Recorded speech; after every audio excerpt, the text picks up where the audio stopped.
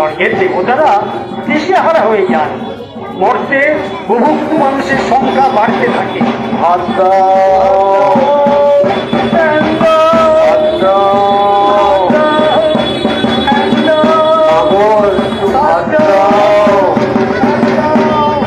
ত্রিভুবনের এই অবস্থা দেখে পার্বতী মা অন্নপূর্ণা রূপে কাশীতে আবির্ভূত হন। মা অন্নপূর্ণা সেখানে একটি রন্ধনশালা খুলে বুভুক্ষু মানুষকে খাবার। কৈলাস থেকে দেবাদিদেব মহাদেব ছুটে আসেন কাশীতে এবং মা অন্নপূর্ণার সামনে উপস্থিত হয়ে হাতের থালাটি এগিয়ে দেন খাবারের জন্য।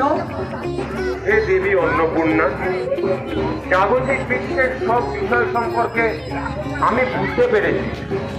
না গো, আমি বাধ্য মানুষের নিত্য প্রয়োজন, এটা মায়া হতে পারে না।